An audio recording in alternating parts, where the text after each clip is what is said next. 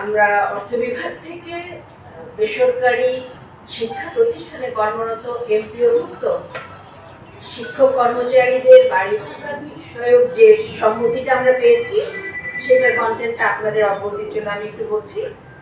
যে হারটা নির্ধারণ করার বিষয়ে অর্থ বিভাগ সম্মতি দিয়েছে সেটা হলো 1 নভেম্বর 2025 তারিখ হতে মূল বেতনের 7.5% হারে সর্বনিম্ন 2000 টাকা এবং 1 জুলাই 2026 তারিখ হতে উক্ত 7.5%-এর অতিরিক্ত আরও 7.5% অর্থাৎ মূল বেতনের সর্বমোট 15% হারে সর্বনিম্ন 2000 টাকা নির্ধারণ করা হয়েছে। এই সম্মতিটা পেয়েছি।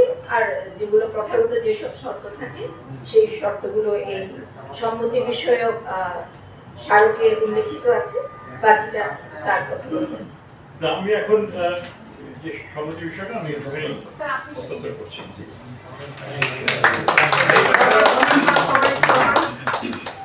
সামনে থেকে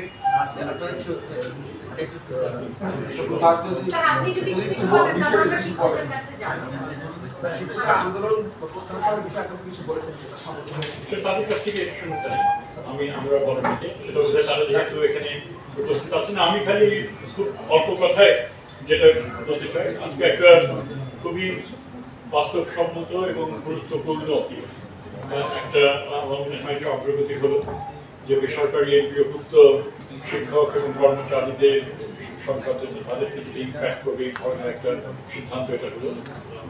এবং আমি এই মন্ত্রণালয়ের দায়িত্বপ্রাপ্ত যেদিন থেকে হয়েছিলাম সেই দিন থেকে শুরু করে সবসময় আমি যেটা এই কথাটা বলে এসেছি সেটা হচ্ছে যে শিক্ষকরা সব মানে গুরুত্বপূর্ণ ভূমিকা আমাদের দেশ গঠনে তারা ভূমিকা রাখছে এবং এটাকে অস্বীকার করা যায় না যে তাদের যে বেতন কাঠামো এবং অন্যান্য সুযোগ সুবিধা সেটা যথেষ্ট রকমভাবে কম এবং আমরা এবং সেই বিষয়ে আমরা সচেষ্ট হব এবং থাকবো যতটুকু সম্ভব এটা করা।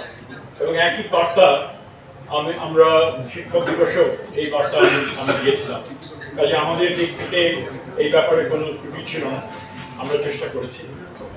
এবং সেই এখানে যেই কথাটা বলা দরকার যে যতই আমরা চাই না কেন আলটিমেটলি আমাদের মনে রাখতে হবে এমন এক সময় সরকার দায়িত্ব গ্রহণ করেছেন যে অর্থনৈতিক অবস্থা যথেষ্ট ভঙ্গুর ছিল, তার থেকে উত্তরণের চেষ্টা চলছে।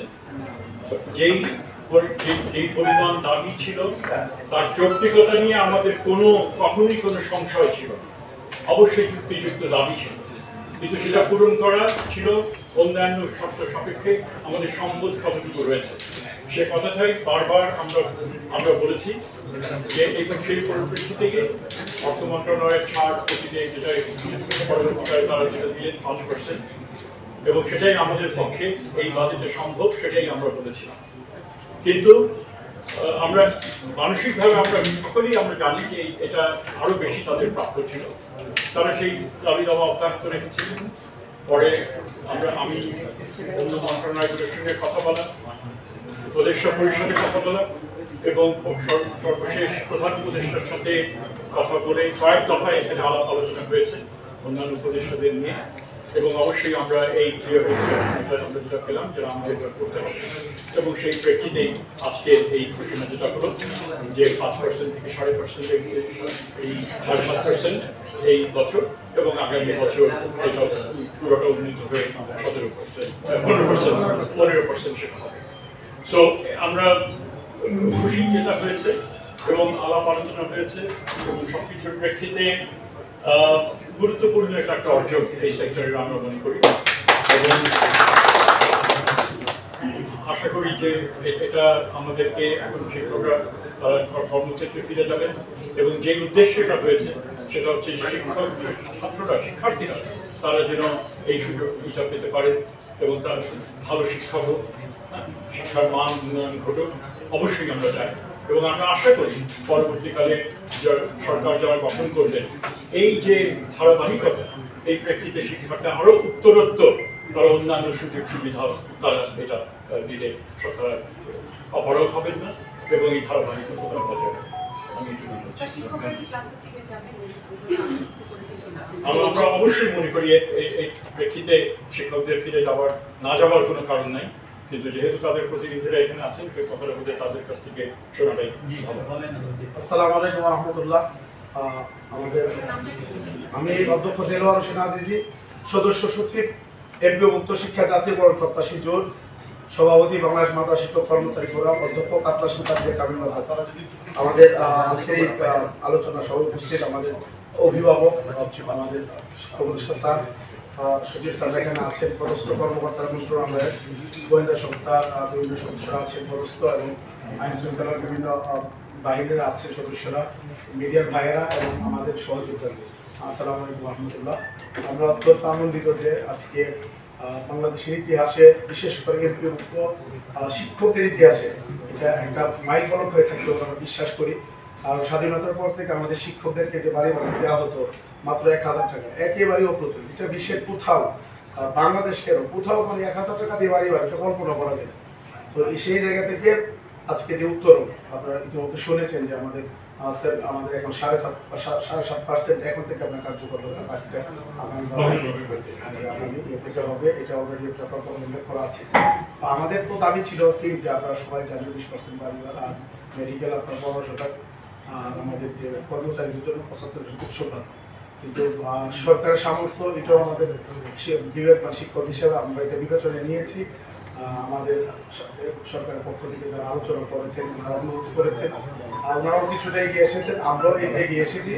সব মিলে আমরা একটা সুন্দর সমাধান হয়েছে। আমরা 6 লক্ষাধিক শিক্ষক পরিবারের পক্ষ থেকে আমাদের অভিভাবক, মাননীয় শিক্ষক উপদেষ্টা স্যার এবং সচিব যারা আছেন, এবং মাননীয় প্রধান উপদেষ্টা স্যার, অর্থ উপদেষ্টা স্যার সহ যারা আছেন, আমরা তাদেরকে আমাদের পক্ষ থেকে আমরা ধন্যবাদ জানাচ্ছি। আমরা জানি স্যার অনেক কষ্ট করেছেন আমাদের বিষয়গুলো নিয়ে, আর আন্দোলন না করলে আসলে স্যারের পক্ষেও এটা কিন্তু মতনা যে ব্যাক করা না খুব কঠিন হয়েছে। আমরা প্রেশার ক্রিয়েট করার কারণে স্যারের পক্ষে সহজ হয়েছে সরকারের পক্ষ থেকে ব্যাক করে আনা। আমরা বিশ্বাস করি এমপিওভুক্ত শিক্ষা যতদিন থাকবে স্যারের নামটা ঘুরে ফিরে আসবে, যে এমপিওভুক্ত শিক্ষকরা 55 বছর পরে প্রথমবারের মতো পার্সেন্ট আকারে বাড়ি ভাড়া পেয়েছে। আমরা বিশ্বাস করি স্যারের টিম যারা আছে ওনাদের কথাগুলো হয়তো ঘুরে ফিরে আসবে। আমরা হয়তো একসময় স্মৃতিচারণ করবো যে আমরা এগুলো মিটিং করেছিলাম, কারা কারা ছিল, হয়তো আমরা এগুলো স্মৃতিচারণের সময় করবো। আমি স্যারকে আমরা অনেক কষ্ট করছি, এটাও স্যারও বলছে, আমাদের অসহনীয় কষ্ট করছি, কারণ শহীদ মিনারের মতো জায়গায় একেবারে খোলা, আমরা ওখানে দাঁড়াই থাকা যে কি কষ্টের, এটা সাংবাদিক ভাইরা আপনারা নিজেরাও ছিলেন। আমাদের কষ্টের জায়গা থেকে হয়তো আমাদের শব্দ চয়নে তো একটা ভুলভ্রান্তি হয়েছে, এটা আমরা স্বীকার করি। আমরা আমাদের অভিভাবক হিসাবে এবং আমরা যে কোনো সন্তান আমরা স্যারের কাছে আমরা ক্ষমা চাই, স্যার অবশ্যই ক্ষমার দৃষ্টিতে দেখবেন আমাদের প্রতি।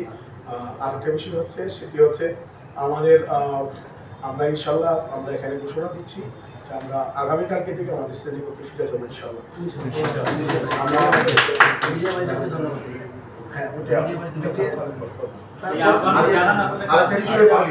আমরা তো শহীদ মেলাকে ব্রিফ করবো, ওখানে আমাদের যে ক্ষতি হয়েছে বাচ্চাদের, যে কয়টা দিন এখানে 8 দিনের মতো ক্লাস হয়নি, ওটার ব্যাপারে আমরা একটা বিষয় ফার্স্ট আলোচনা করেছি আমাদের সহযোগিতা যারা আছেন আমরা মিলে, ওটা আমরা ডিসকাস করবো আমাদের শহীদ মিনার ওখানে।